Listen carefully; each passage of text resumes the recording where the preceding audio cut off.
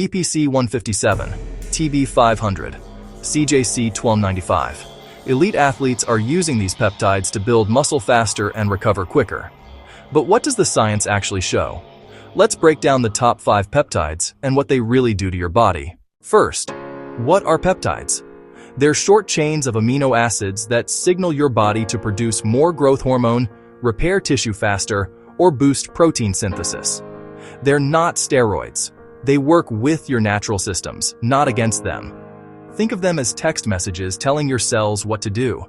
Your body already makes peptides naturally. Insulin is a peptide. Growth hormone is made of peptides. What we're talking about today are synthetic versions designed to amplify specific processes. And the results some people are seeing? They're pretty insane. Number 1. BPC-157, also called the Wolverine peptide. This one accelerates tissue repair at a cellular level. It's derived from a protective protein found in your stomach acid, which is why it's so good at healing damaged tissue. Studies on rats showed it speeds up tendon and ligament healing by increasing growth factor production at injury sites. We're talking 50–70% faster recovery times in some cases. Bodybuilders use it to recover from tears and strains that would normally sideline them for months. Here's how it works. BPC-157 promotes angiogenesis. That's the formation of new blood vessels. More blood vessels mean more oxygen and nutrients reaching damaged tissue. It also modulates inflammation, keeping it high enough to trigger healing, but not so high that it causes more damage. Typical dosage is 250 to 500 micrograms daily, injected subcutaneously near the injury site. Some people inject it directly into the muscle or tendon, but that's more painful. You'll usually run it for 4 to 6 weeks. Side effects are minimal, mostly just injection site redness or mild nausea in some users. But here's the catch. It's not FDA approved for human use. It's sold as a research chemical, which means you're in gray legal territory. And because it's not regulated, purity and dosing can vary wildly between suppliers. Number 2. TB500, which is a synthetic version of thymosin beta-4. This peptide improves muscle flexibility and recovery by promoting new blood vessel formation, just like BPC-157, but it works through a different pathway. It's commonly stacked with BPC-157 for injury rehab because they complement each other perfectly. Research shows TB500 reduces inflammation and helps muscles heal without forming excessive scar tissue. That's huge, because scar tissue is weaker than normal muscle tissue and more prone to re-injury. TB500 also upregulates actin, a protein that's essential for cell migration and tissue repair. Basically, it helps your cells move to where they're needed faster. Athletes report improved range of motion and reduced chronic pain after running TB500 for several weeks. One study on racehorses, yes, horses, because human studies are limited, showed significant improvement in tendon injuries that weren't responding to traditional treatment. Dosage ranges from 2 to 5 milligrams twice per week, injected subcutaneously. You don't need to inject it near the injury site because it's systemic. It travels through your bloodstream to wherever it's needed. Most people run it for 4 to 6 weeks, then take a break. Side effects? Mostly injection site soreness, but some users report temporary fatigue or lethargy in the first week. A small percentage report headaches. And like BPC-157, it's not FDA approved, so you're taking a legal and quality control risk. Number 3. CJC-1295 combined with Ipamorelin. This combo is the gold standard for boosting natural growth hormone production without shutting down your own production. Let me explain how this works. Your pituitary gland releases growth hormone in pulses throughout the day, with the biggest pulse happening during deep sleep. CJC-1295 is a growth hormone releasing hormone analog. It extends those pulses, making them last longer. Ipamorelin is a growth hormone secretagogue. It triggers the pulse itself. Together, they increase lean muscle mass, improve sleep quality, enhance fat loss, and speed up recovery. Studies show a 200 to 300% increase in growth hormone levels with consistent use. But here's the key.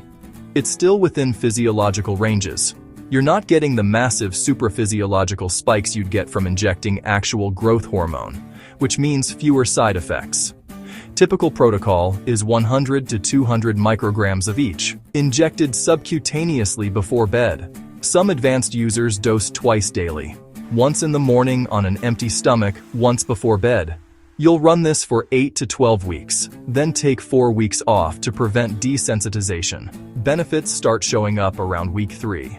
Better sleep quality is usually the first thing people notice, followed by improved recovery and gradual increases in lean mass. Fat loss becomes noticeable around week 6. The downside: you need blood work every 3 months to monitor IGF-1 levels and make sure you're not overdoing it. Elevated IGF-1 long-term carries potential cancer risks, though the research is still unclear. Side effects include water retention, numbness or tingling in extremities, and increased hunger. And yes, still not FDA approved for this use. Number 4. IGF-1 LR3. This is insulin-like growth factor with an extended half-life. It stays active in your system for up to 30 hours, compared to regular IGF-1, which only lasts minutes. It directly stimulates muscle cell growth and prevents muscle breakdown by activating the mTOR pathway, which is your body's master switch for protein synthesis. Bodybuilders use it during cutting phases to preserve muscle while losing fat. It's also popular during bulking because it increases nutrient partitioning, meaning more of the food you eat goes to building muscle instead of being stored as fat. Research shows IGF-1 LR3 can increase muscle fiber size and even trigger hyperplasia. That's the creation of entirely new muscle cells, not just making existing ones bigger. That's why some people call it the most anabolic peptide available. Dosage is 20 to 50 micrograms daily, injected subcutaneously post-workout, when insulin sensitivity is highest. Most people run it for 4 weeks, then take at least 4 weeks off because your body downregulates IGF-1 receptors with prolonged use. Warning: this one carries higher risk of hypoglycemia because it mimics insulin's effects. You need to monitor blood sugar closely and eat carbs around your injection time. Some users report joint pain, headaches, and organ growth concerns with long-term use. And the legal status? Same gray area as the others. Number 5. Hexarelin.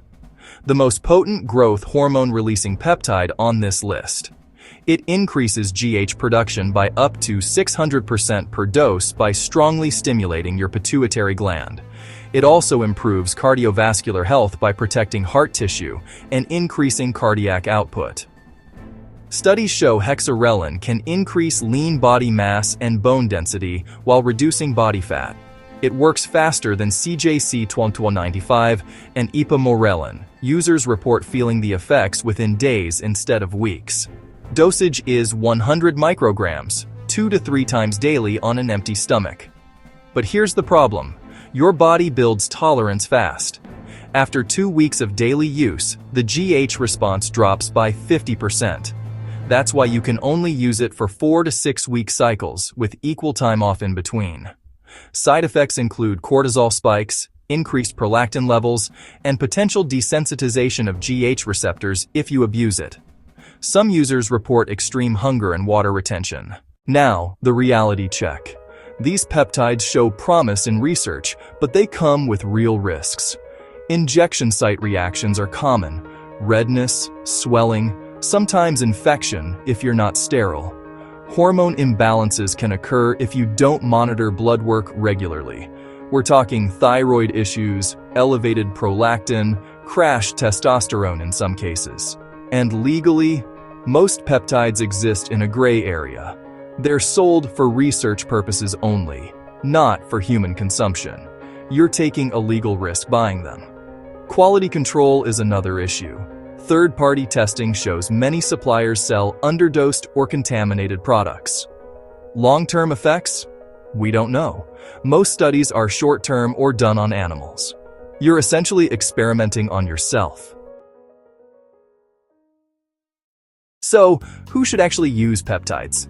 If you're a competitive athlete rehabbing an injury, or you've maxed out natural gains and want an edge, they might make sense, but only with medical supervision and regular blood work. For 90% of people watching this, proper training, nutrition, and sleep will get you further than any peptide ever could. You don't need peptides to build an impressive physique. You need consistency. Bottom line, peptides aren't magic, and they're not risk-free. If you're considering them, work with a doctor who understands sports medicine and get blood work every 8 to 12 weeks. If this breakdown helped, hit subscribe. I cover the science behind every supplement trend. See you in the next one.